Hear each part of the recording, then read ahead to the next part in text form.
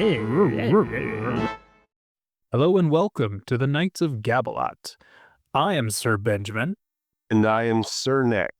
and we are here to gab your ears off about whatever we want. And right now, that is Alien Earth Episode 3. Metamorphosis. Now, there's not much metamorphosis that happens in this episode. Yeah.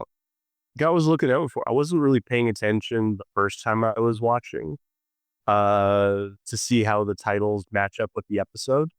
I mean, if by metamorphosis they're referring to that really boring period of time where the caterpillar is in a cocoon waiting to become a butterfly, and all he's doing is sitting there wishing he had something to do, but rather than, I don't know, tickle himself with his multiple feet. Oh, man. Okay, so episode opens, Wendy is running. Your notes are like my notes. Wendy is running. Like, yep, Wendy running. See Wendy run. Quick recap. Oh man, what happened to the previous episode? You know what? Hey, people who are listening, just go back and listen to the previous episode because my brain sometimes is not working for recaps, and right now that is one of those moments. I can help you with that. There, go for it. Take it away. All right. Last week on Alien Earth, it was told Mr. October. Basically, the research ship, the not Nostromo, crashes into a city owned by Prodigy. There's aliens on that ship.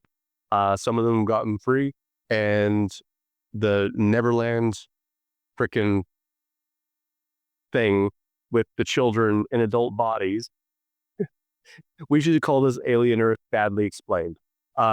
Send them to go do a rescue mission with absolutely no training. What can go wrong? And there's a Xenomorph and lots of blood and body parts, and now we're here. Oh yes, and we meet Wendy's brother Joe, who Anyway, shenanigans happen.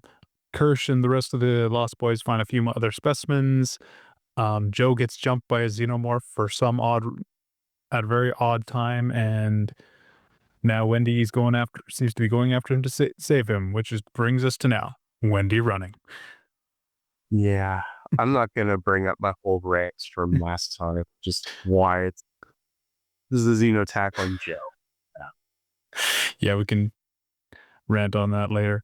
All right, then we go to see Kersh is going to the lab and see. Cataloging species. And Going through the catalog that they have of the specimens. Nibs is having some trouble, isn't she? Redheaded girl. Right. Yes, she was attacked by the eye, and She's having traumatic flashbacks. which the funny thing is, I do not remember the flashbacks. Were there specific flashbacks? Yeah, specifically to when the eye attacks her. No. Oh yes. Okay, yeah, that was the flashback I thought. It was like, because I was like, oh wait, was there a flashback to her childhood or something? Nope. Flashbacks to the alien eye. And it starts to actually for me, when I saw this, it introduced the idea of, so we have these children who are in adult synthetic bodies. And now we're introducing psychological imbalance. I thought fascinating. Mm-hmm. I bet they'll explore this in a satisfactory way. Yes, that was my thought. That was my thought as well. That's one thing I will get. I think we've mentioned before, and I'll give this show again. It brings forward ideas. It brings forward a lot of ideas. Now, do they explore them? We will find out as we continue on. Yeah. One thing that I've heard said repeatedly is, again, we talked about how there's been loose discussion about how this universe shares the same world as Blade Runner. Mm-hmm. And it seems like this show is more intent on making a Blade Runner show with the Xenomorph as special guests. We even see in this episode shortly after, no, it's actually in this scene with flashbacks, Nibs, the redheaded girl, as she's having these flashbacks, we get this shot of her in the bathroom, and she is like getting real close to the mirror, and then she touches her eyeball. If I'm not mistaken, that's from Blade Runner. You tell me, you ordered it. I don't think I'm pretty sure it's not. It's been a while since I've seen Blade Runner, but the only thing to Well, eyes, okay. the only thing I remember is I make eyes. I just make eyes. Never mind. I There's gotta a, watch it again. I was really drunk the first time I watched it. I guess we'll just have to do a thing and maybe we'll just do a discussion of each individual cut and talk about the 5-minute differences in each one. Right, because it's like Apocalypse Now. There are 3 or 4 different cuts, and everyone argues as to which one was the true one. I think there's actually okay. We're getting off topic there. I was Okay, about to start no getting into problem. all the cuts. I'm like, no, stop. The Lost Boys are talking about they're making some Peter Pan reference, and then Nibs asks actually an extremely astute question. How come Peter Pan?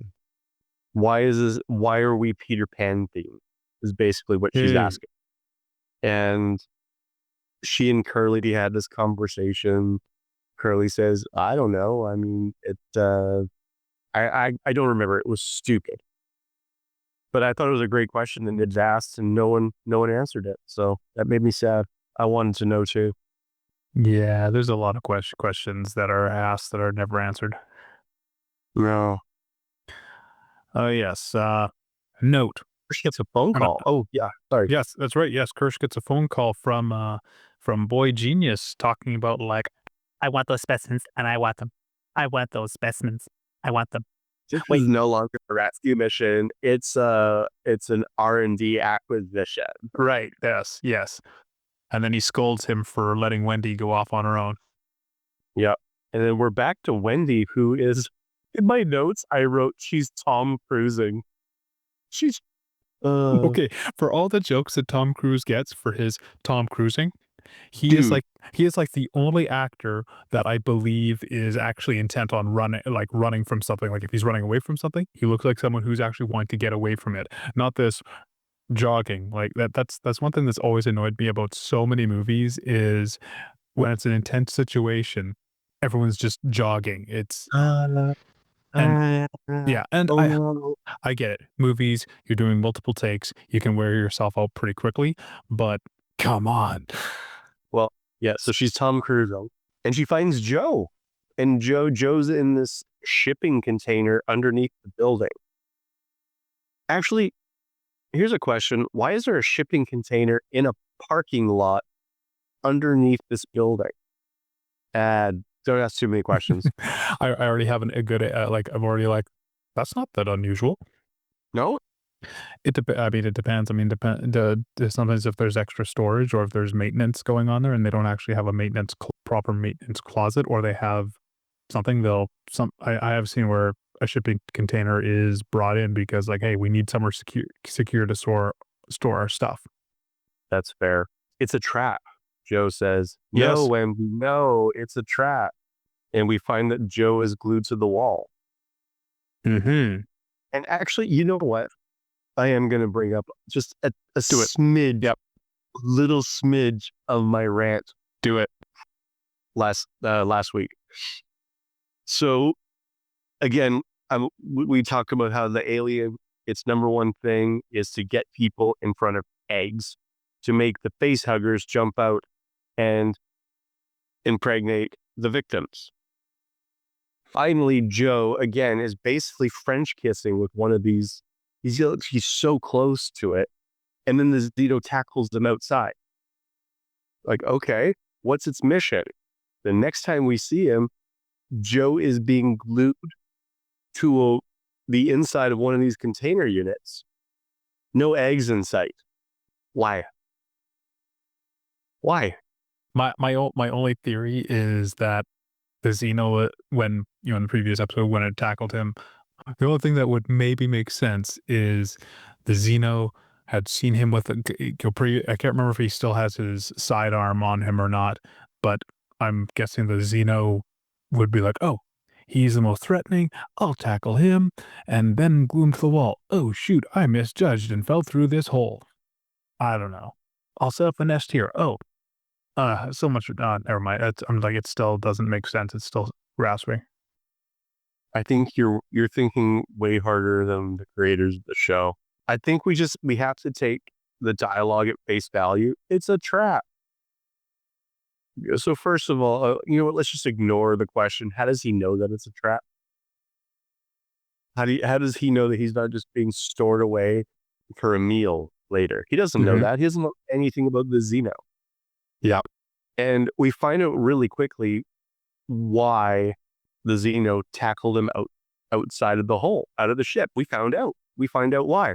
It's not because it makes sense in the story. It's because the writers wanted to have a moment where the alien stares like a pervert through the, what do you call it? Like the partition. Yeah, thing. the little blinds going. Just stares and then leaves. Mm-hmm. So Wendy goes in, she finds her brother, she's trying to unglue him, and then the Xeno comes, sticks his head in, like, and then leaves. Why? Jumps up onto the container. You can hear it walking on top of the container. Why? Everything goes quiet. What does Wendy do? Takes her little paper cutter sword and, like, through the ceiling. Perfect shot, by the way. Acid blood comes raining down. It doesn't melt her sword, Benjamin. That's right, I forgot. That's right, I forgot about that. It was funny because I didn't notice while watching it until I think it was like a little later into a later scene that I was like, wait a minute, why aren't you melted? You know, and this starts melting through the container. Okay, there we go. At least it works some of the time. Also, this paper slicer, those things don't have points on them. It's a flat end. Is it? Well, they should. Actually didn't look too I mean, I didn't look too closely, but those paper slicers, the slashing sword, it's not a stabbing sword. Yeah, if you're gonna use it as that kind of a thing, it's because if you have a sword without the tip, right, one that's for slashing, it's going to like bend. Mm-hmm. It's not going to pierce through necessarily. It'll bend. If you give it, I know we're really getting off into the go. I'll just go with it. If it's hard enough, it would punch through, depending on how wide it is and the amount of force. But again, this is a paper slicer.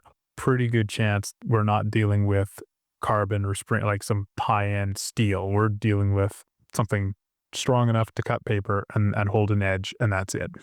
Here's the other thing too. The amount of acid blood was kind of unexpected because the Xeno is 8 feet tall, which means that unless it's literally lying down on top of the container, she stabbed it straight up into its foot.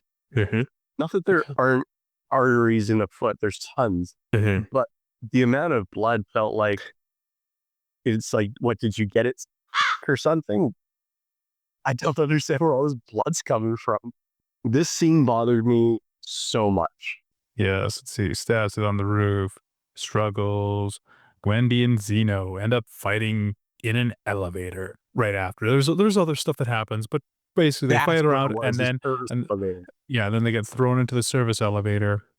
But when we skipped ahead, Joe gets stabbed by the Xenotail. Right, that's right. He does. That's right. Yeah. In the struggle, they open up the elevator. I think they were going to try to trap it in there originally, and then Wendy and the Xeno are now in the elevator, and you hear all kinds of action happening, and then the door opens. What do we see, Nick? Tell me, what do we see? Well, we see a deceased Xeno sans cabeza. That's head, for those of you who can't speak this Espanol. She is standing over top of it, panting. Her sword is dripping with acid blood, and it looks like it's a little corroded, just a little bit, but it doesn't seem too worse for wear. A little bit of the little milky blood pulls down. Joe goes, "Oh no, Marcia." Then she falls over, and he falls over next to her. He's vomiting blood. "I'm going to save you." And he just rolls over. He's like, "Oh, we'll be okay." And then they both pass out.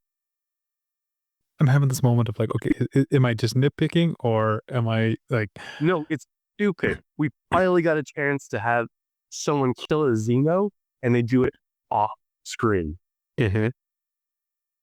Off screen. Not interesting. Also, this character who killed it had no training whatsoever. You see, okay, there's a lot of these things with the kids that I would actually be more likely to forgive if they showed something like, okay, they sent a bunch of kids into a rescue situation. They could have done like a short 15, 30-second montage showing them doing like, okay, here's them doing some teamwork, team building exercise. Here's a thing where someone's teaching them yoga or something. Somebody teaching them a little martial art, just something to be more aware of their body. I mean, it would also make sense considering you've got 12-year-old kids in young adult bodies. They would need to get to know those. And now I know that's kind of nitpicking, suspension of disbelief, but I don't think he's nitpicking at all. But I think you're completely right. To reinforce like anything else that they are capable of doing right now, we haven't seen anything to indicate that they would have the ability to do the things that they're doing. And if someone's going to be awesome, you need to justify why they are awesome. Mm-hmm. Yeah. You can't just say like, oh, we put a supercomputer in their brain and we've given them, android super strength and agility and speed and everything. Like, okay, actually, I was going to make this point. Have you seen The Boys, like the Amazon show? I can't remember if it was season. Okay, so you've seen some of it. One of the ideas Lee brought forward in the comic is the idea that superpowers do not make you a superhero or competent in the superhero department. And it's highlighted in several little points in the story in the comics of these superheroes, large air quotes, trying to do life-saving things, and they mess it up royally where either they get killed or they kill the people that they're trying to save because they're idiots who think they can do all these things because they have superpowers, but there's more to saving people than super strength and super speed and everything. And this is where we really start to see that whereas with Wendy from the beginning for me was actually a decent character. I think the actress, honestly, I think she does a great job. Other than her freaking haircut. The haircut is awful. I saw someone put a side-by-side meme of her, and I think it was the Jim Carrey from Dumb and Dumber. Yeah, it was Jim Carrey in Dumb and Dumber with his bowl cut. And accurate. #accurate. But I think she does a really good job of emoting that childlikeness Yes. in the double body. And so it pains me to say this is where she's becoming her. The metamorphosis is her coming out as a Mary Sue. Yet another Mary Sue. And just a quick clarifier, anyone who's listening, put down your keyboard warrior heart. I like a good, strong female character like anybody else. Sigourney Weaver, anybody? But it's just bulk. I got daughters. I want them to have interesting characters that they can look up to and go, oh yeah, they earned that. Despite the fact that people thought they were this or that, they rose above it. Good for them. No, they're just good at everything. Off the bat. Boring. That's it. Rant's over. That rant's done. But the Xenoblood was not melting the floor in the service elevator. I was watching that. And then we get back to Slightly. Trying to remember what was Slightly doing. Right, he was with the eggs, wasn't he? He was with the eggs. He's by himself, and he hears a noise somewhere off in the distance. He's yes. Like, oh, no, my goodness, what is this? And then his friend Smee shows up. Right. And we get treated I'm sorry, everybody. This is just so negative. We get treated to the worst rendition of an adult pretending to be a kid who is an adult. Yeah, it was This pretty was bad. so worthy. My butthole was puckering the entire time. It was just painful. That's it. That's all I got to say about it. Although it does lead into Morrow showing up, and I love Morrow. Oh, any scene gets better when Morrow is Every in there. elevates every scene. That guy is so cool. And, he shows up, and I'm like, oh, this is boring. Oh, he's here. His eyes. Mm-hmm. I love this guy. I want to see him in more stuff. Yeah. Oh, me too. Me too. Like, We yeah. actually want to see even more stuff because today you'll be very excited. Alien Earth Season 2 was renewed. Oh, we're gonna have so much fun with that. I'm not even. Do you remember if there was anything really of substance in this whole scene? Just checking my notes. Oh, yes. Yes, actually. Um, I mean, we get a few little things. So yeah, Morrow shows up. He starts talking about the eggs are found on a faraway moon. He doesn't specify the name of the moon or anything. So they leave it. Well, they never specify. I know what it is in the original Alien, but he doesn't specify it. I know. Now to slide aside, um, I'm wondering, okay, if it's LV426, there's certain things that make it kind of weird with the timeline, just of the whys of things, and spatial distance. Considering that this mission is a 65-year mission, um, it would stand to I would suspect that the other planets that the ship went to get the other specimens were probably farther away than LV426, because with the whole thing in Alien, with, Ripley and her other trucker miners, it would just make more sense for Earth to be that they'd actually be able to get to Earth in a good amount of time, because Ripley has a daughter, and just the way she discusses her daughter, it doesn't sound like that this mining job is a, you know, one-way thing in regards to family, that, well, you're never gonna see your family again. They're gonna all grow up, and next time you see them, you're gonna be welcoming your grandkids into the world, kind of thing. Yeah, because I didn't get that impression either. I mean, this is more the not Nostromo is more of a exploration and research vessel. Yeah. So that makes that itself does make sense. Yeah, so I guess that would also kinda make sense a little bit with the reason that, like, that they kinda that then, yeah, I guess it still kinda makes sense a little bit with the timeline of Weyland-Yutani then being like, "Hey, let's get the Nostromo to go to LV426." No. Um, but I mean, that doesn't necessarily jive with the whole thing of like, hey, they're investigating an that mother is woken up by a transmission not from Earth, but from LV426, and that Wayland, well, I guess it kinda like Weyland-Yutani knows that it's gonna, I don't know, there's certain things that are like, it lines up, it doesn't line up, and it's just kinda, eh. It's the kind of thing that it could work, but I don't trust that these guys know how to make it work. Mhm. Yeah. Could work. I wouldn't necessarily say that that's a point against. It's like they try to explain it, in which case it will almost definitely become a point against. Yes. Yeah.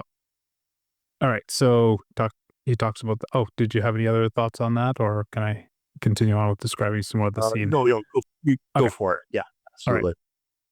Okay, and that's where he then starts to download all the files from the ship into into the cybernetic parts of his brain. He erases the computer when he does that. This is a cool scene. This looks to me. This is a plus. He's got the electrodes the side of his head. He's downloading stuff, and I liked that it clearly taxed him. He was sweating. He became exhausted to the point of he looked like he was going to fall over. Yeah. the time he's given this speech, which the speech itself wasn't really that amazing, but he delivers. I Yes. thought it was, I liked it a lot. Yeah. Yeah. And then that's when he starts thinking that that the kids, he knows they're synths, but just he's noticing there's certain things about them. Some of the things they're saying is like, oh, there's something more to these kids. There's something more than them just being synths. And then he covertly attaches something to was it Slightly? Yeah, it was Slightly. yeah, attaches something covertly to Slightly in a slight altercation. And then Kersh I think Kersh showed up, I believe, according to my notes.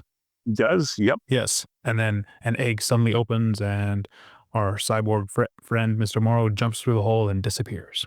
Before we get to that, I wanted to highlight another line that I like. Because I've been so negative. I wrote this on. So Kersh shows up and they have this conversation. Morrow says, you don't belong here. Get out of this place. And Kersh says, this ship is not a location. It's an object. Yes. It's a ball that got thrown into my yard and I'm retrieving it. And he just delivered it in that perfect Timothy Oliphant way. And I loved it. I thought it was so great. It was a perfect moment. He is like him and I forgot the actor's name who plays Mr. Morrow. Like those two are Babu Sise. Yeah, they are definitely a highlight of the talent of this show. Just good. They knock it out of the park every scene they're in, and whatever lack in writing their characters have, they make up for it in spades. Oh my gosh! Again, I would watch a show just with these two. Oh man, could you imagine a alien show where you've got, big brain. I don't know if it's big brain, but an alien show where you get a couple episodes of these two playing mind games with each other and manipulating things behind the scenes, Right. or have them locked in a large lab compound and having to try to get people out, but not get people out, and you're trying to. Oh man, that'd be so good. It would be good. It would be really good. These guys they're this. What I actually really hope for season 2 is that it pivots in a positive direction and it gives these two not only more screen time, but more, have it revolve around them a lot more. And for God's sake, better dialogue that is not written by ChatGPT. Yes. Yeah. No, it's good. Yeah, Morrow jumps out the same hole that Wendy jumped out of. And we get this nice establishing shot of the city with a time lapse sort of thing where the sun, I think it's nighttime and the sun rises and you see all the flickering of the emergency lights at the base. It was nice. It was good. They nailed that aesthetic, I thought. Yes. Yeah, they did. Next day, they're loading out. That's it. Time to go back to Neverland. Yep. Prodigy security comes in, grabs the stuff, and they go back. Yeah. They return and they bring Wendy into the lab to have a look and see what's wrong with her. And this is where we see the first bit of tension between Boy Cavalier and low sperm count. I actually do not remember what it was about. I think it had to do with the kid's safety. Yeah, I can't remember exactly either. There was a lot of it was very forgettable. I think Boy Cavalier's a really disappointing character. He is, especially for someone who's supposed to be the smartest guy in the room. Again, show, don't tell. Yeah, and speaking of show, don't tell, one of the things that was just bothering me, especially when they were moving the Xenomorph eggs into the lab at Prodigy, you've got the eggs are uncovered in quite a few of the, once they're moving them into the lab, they're uncovered. They have the kids moving the eggs, not lab techs and everything. And it just was like, why? I mean, things got a little further on where we then get a conversation between Kersh and Cavalier, saying that like, oh, they seem to only react to when biological Yeah. people are, something biological is nearby. So I guess that kind of makes sense, but you'd think they'd have said that earlier, kind of thing. And again, there's just certain things where, okay, then put some kind of other safety things in place and whatnot. Like, this is a company that's supposed to specialize in the synthetics, and you're telling me the only synthetics in on this lab is Kersh, these kids, and we later find out that evil Alfred, the bald guy, is also a synth as well. So we're telling me these are the only Surprise. yeah, right. You're telling me these are the only synths in this, and it's supposed to be like a multi-building compound. Well, Really? there's no guards. Oh yeah, yeah, There's no yes, guard yeah. Synth guards. Yeah, yeah. at all. No, not even Oh, any that's right. human guard. Oh, that's right. Yeah, They yeah. have the security team, and they kind of disappear from the plot for a little bit. Hmm. Yeah, like yeah. Boy Cavalier puts Kersh in charge of the specimens, and only synths are allowed to work around them. Okay, but again, why is it? It just doesn't make sense. Again, Yeah, I mean, the fact that they don't have enough synths there to work with the eggs, I guess, is can be understandable. It's not like they were planning on having the eggs. They were on the advent of releasing a new product, which was the synths. the hybrids. There's a difference. Remember, there's synth. Yeah, there's synth, cyborgs, hybrids. Yeah, but I mean, but you'd think that they would. Okay, they're on the advent of releasing a new project. Cool. This is a company that specializes in synthetics. You'd think that like, oh, okay, maybe we don't have didn't have them, here. Okay, let's call in some models to help with this kind of thing. It just doesn't make sense for you to put children involved with taking care of deadly parasitic organisms. Yeah, and it also doesn't make sense that you'd send them a search and rescue. Yeah, we're not going to let that one go. I'm not going to let it go. It's stupid. It's stupid, stupid, stupid. Um, right. So they lock down the lab. No humans, because Boy Cavalier gets close to one of the eggs, and the lips of the egg start to kind of unfurl. And there's kind of this funny moment where when I first watched it, it looked like Kersh was deciding whether or not to just let it happen. Then he says, "Nope, it's time for you to get out." Then he locks him out, and it's actually at this point too that Kersh seems to know way more about how the aliens operate than he should. So he understands, okay, these things will latch onto you, they'll impregnate you, and then they'll incubate in you, and then they're going to chest burst. And we know that he knows this because one of the evidence would be they found a cryopod with somebody in it who had had the chest burster out. Mhm. And he also was reading through the computer logs about it before Morrow erased it. So you could also suspect that he got some more of that information. Valid point. Okay. I was about to say, how the hell does he know any of this? But you're right. You're right. He did go through the records. Okay. Point goes to Kersh. Yet again.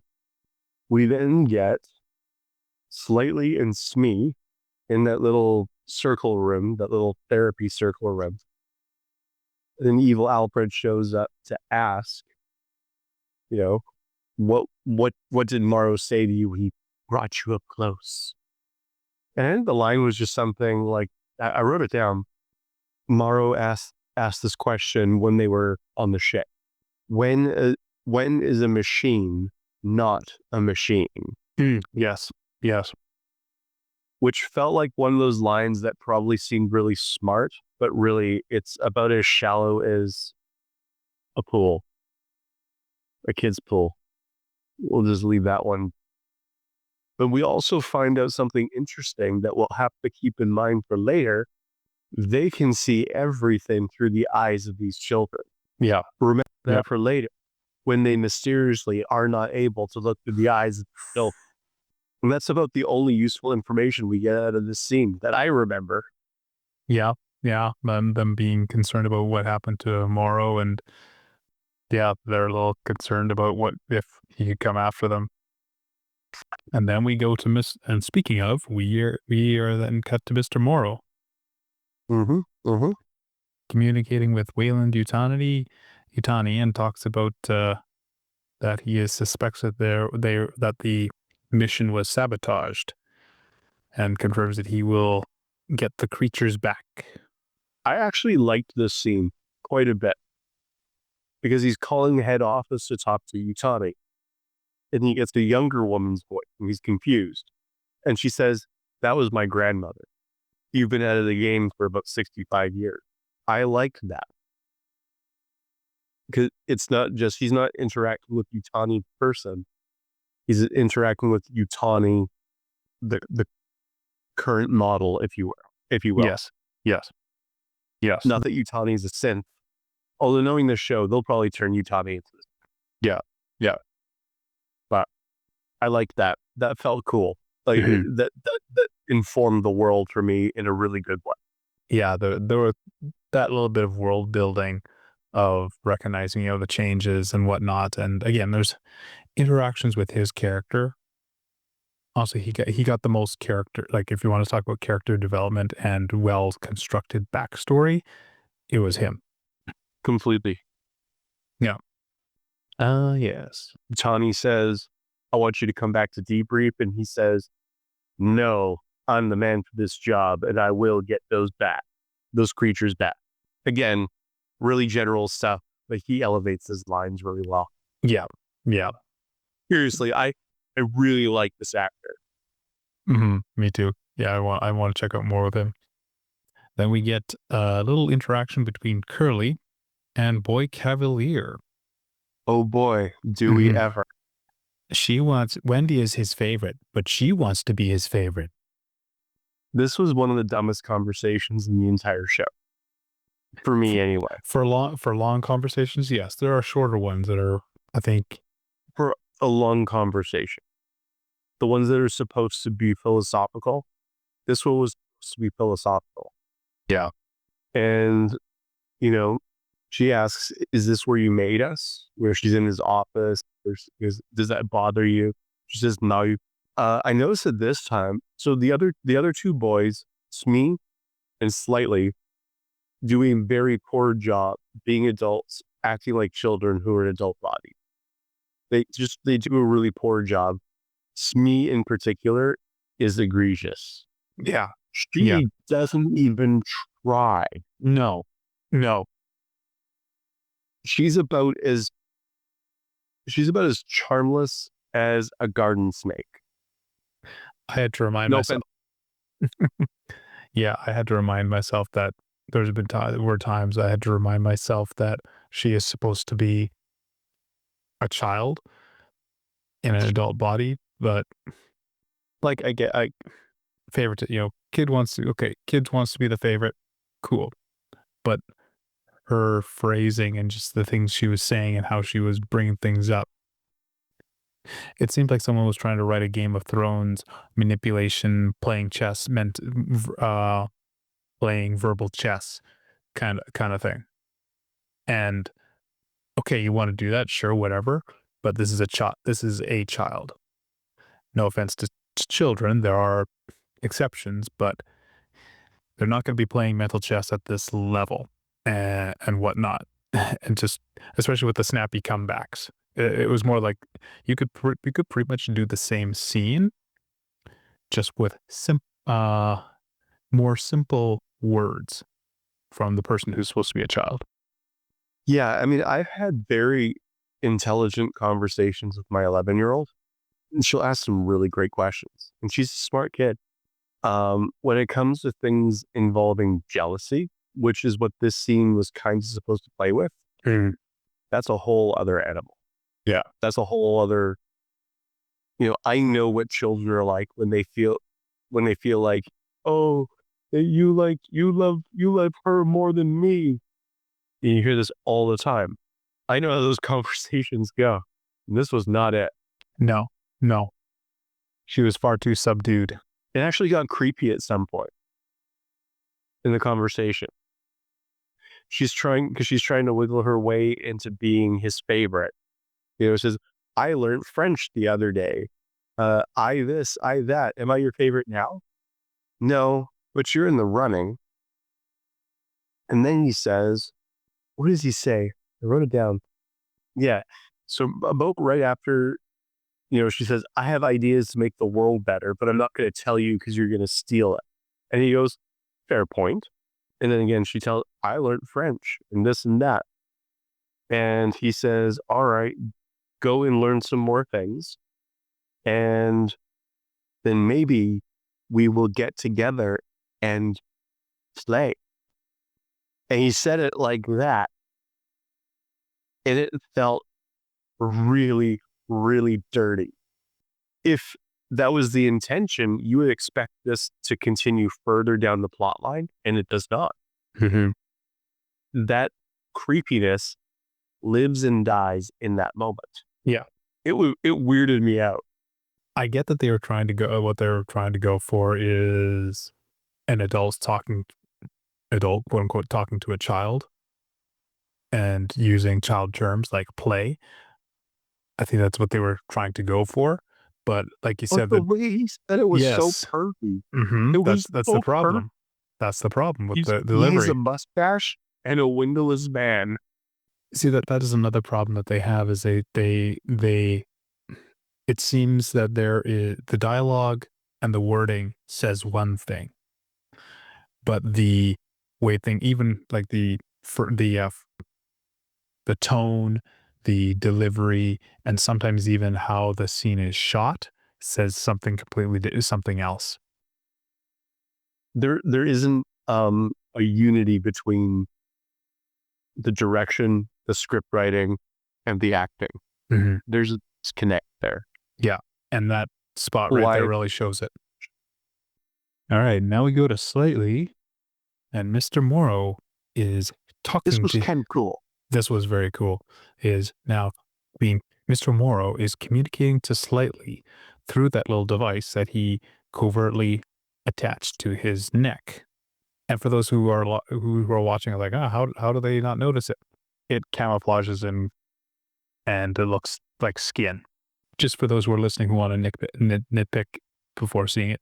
I mean, you could still nitpick, and I'm not going to argue with it, but what it does produce is an interesting dynamic.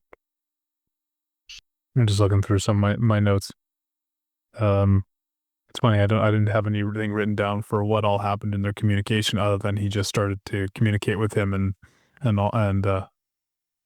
Clay was more so he was establishing, he's basically grooming him. Yes. Yeah. Not in a sexual way.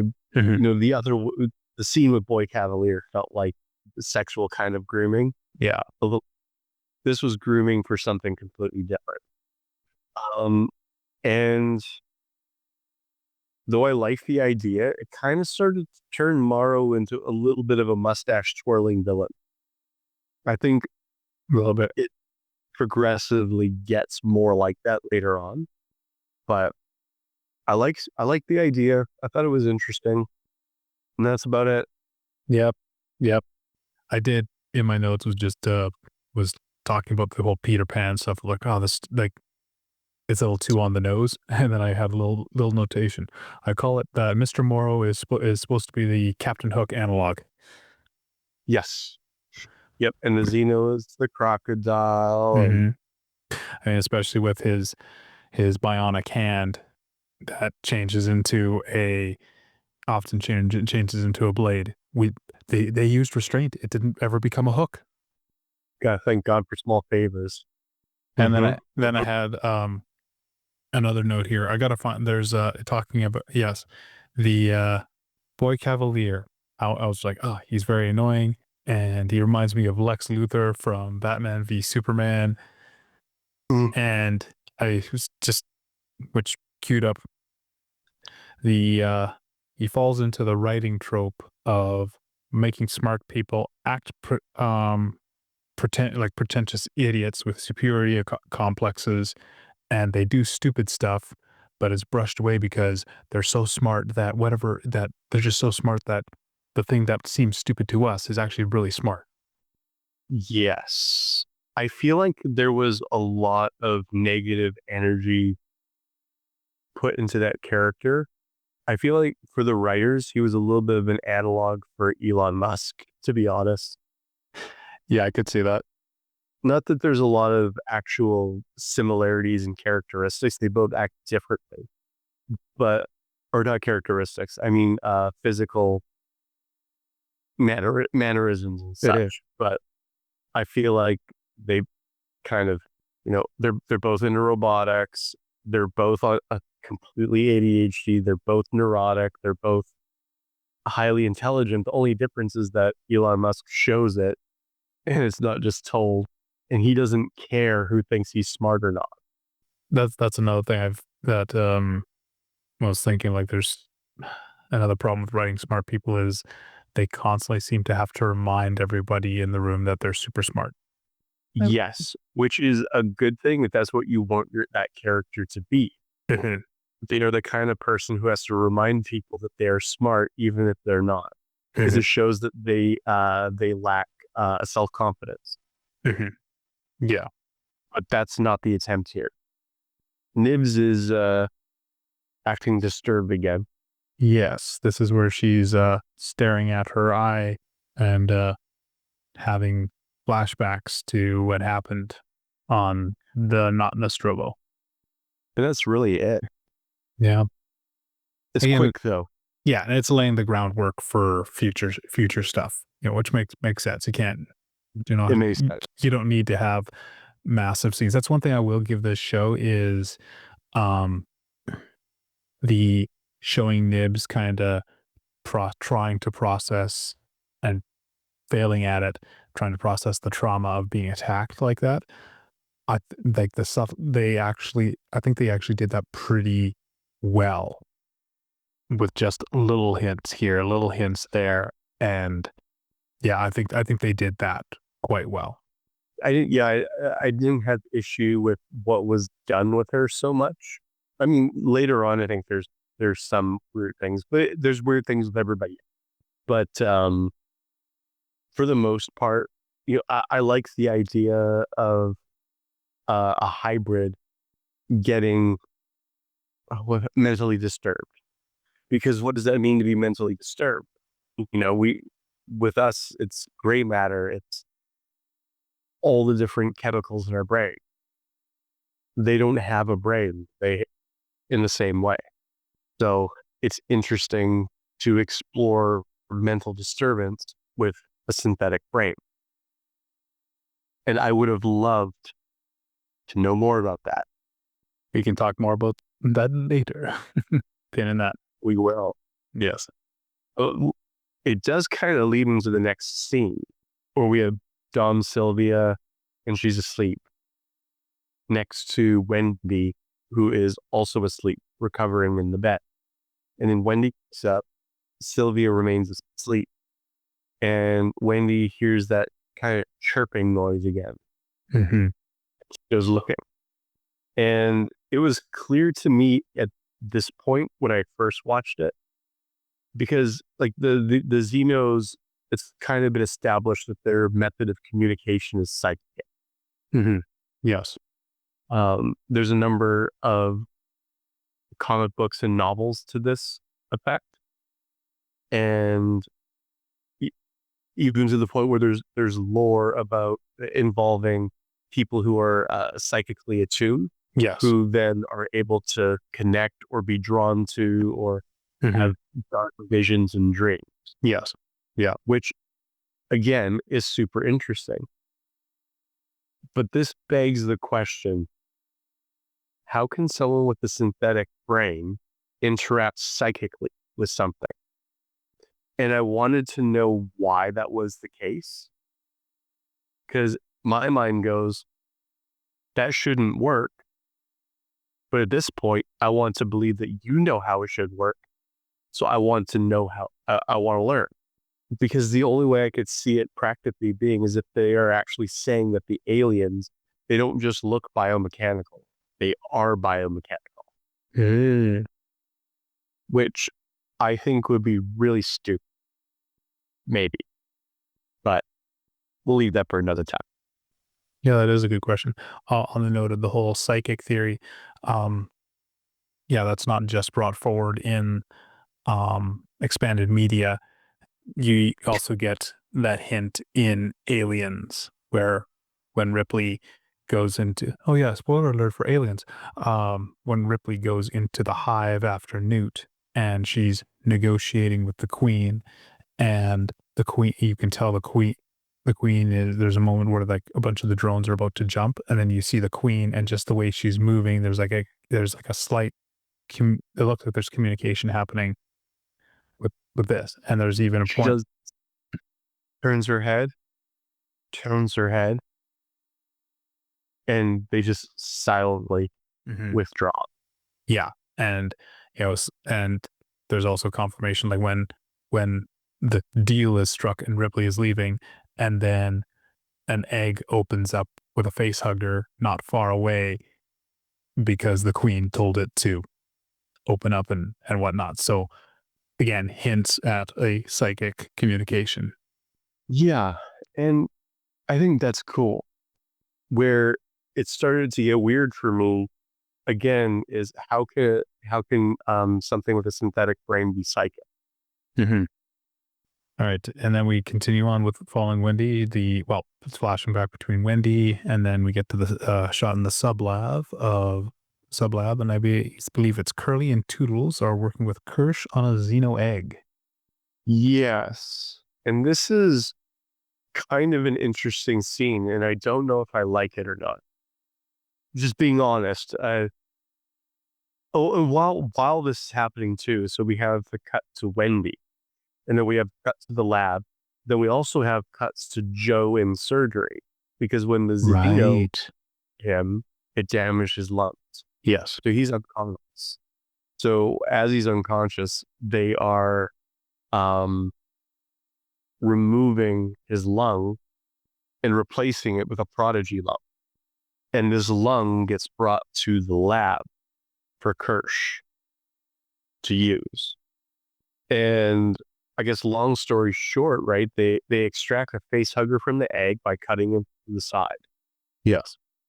And then they dissect it and they remove one of the chest burster embryos, which wiggles around so it's kind of live. I'm sorry, the air quotes. I'll explain a little bit more of why I have a whole lot of thoughts on that and the anatomy. I want to know what he's Yeah. it felt weird that they were, this did not look like an embryonic state. Yeah. I wish, but we'll get there. Yeah. I think it and drops it into the vat of like I don't know what they're called. I'm not a science pro. Like a clear glass thing. They got the lung in there. The lung is being pumped, so it's kind of alive. Drop the little embryo thing inside, and it burrows into the lung. It swims and burrows. It swims and burrows. I bring that up for a specific reason. And all throughout this scene, it's intercut with jumping to Wendy, hearing and feeling the pain of the facehugger, and feeling the pain of the young embryonic but not embryonic Xeno being pulled from the facehugger, and I believe she passes out from the pain or something. She does at the very end. Yes, that's right. Yes. So somehow she's been given clearance to enter the lab because the doors automatically open for her. But it's already established that the lab has clearance. Like it gives permission to enter by clearance. Yeah. And she's only just arrived and she was in a compromised state. She doesn't have clearance. And yet she's just walks in. Unless they've got it logged to that synths, it automatically opens for synths. Again, dumb security feature. Yeah, if it was just open for synths, then these writers are dumber than. No offense, but offense. Actually, you know what? Offense. You've taken my favorite IP and you've turned it into slop. Reap what you sow. Yeah, so there's all the screeching, like the psychic buzzing and stuff like that from the aliens. Yeah, you're right. She passes out. I thought that the shot that they made, though, where she was clearly in distress, she did a really good job tightening like her neck and her face. I thought, like, again, all the bulk that I think that this whole thing is, this scene, again, I think she delivered that moment. Yes, she did. Yes, she did. What are your thoughts about the thing swimming and burrowing into the lung? You mentioned you had some, because I want to know what you. All right. Yeah. Yeah. So yes, my issue is, so in previous Alien movies, primarily we get this from Alien 3 and Alien Resurrection. So, beforehand, we're not sure exactly how the egg implantation and all that stuff works. We just know it comes in through for the facehugger. In Alien 3 and Resurrection, it is hinted that, well, it's shown actually in Alien 3 that the host's DNA does have an effect on the development of the Xeno and what comes out. So, like, right. And again, in Resurrection, it's again shown that there is a DNA link somehow, because of course they had a clone of Ripley, which brought also also cloned the queen. So don't know exactly how, but it's whatever. This It's been a long time since biology class, but this xeno embryo is far too along in development for there to be some kind of genetic linkage and information being drawn for, if anyone knows how DNA works, the information blueprints for the building of it, right? So it's too far along for it to take human or dog or whatever thing that the embryo is implanted in. It's too far developed for it to then take on more aspects of the host. At least in my opinion, it just looks way too developed. Yeah, I think that feels right to me, because when Kersh is taking little chest burster thing out, it's wiggling around. It looks like, I mean, it's probably just about this big, at that, but it felt like that thing that Hollywood does, or dumb down things because they think people aren't smart enough to know or care. Also because they just want that cool shot.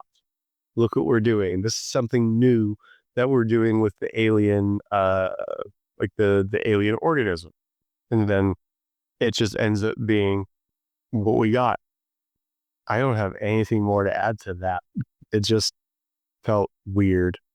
I've got some, like I keep on talking about it in like the last couple episodes, talking about some timeline issues, and I keep on like pushing it back and pushing it back.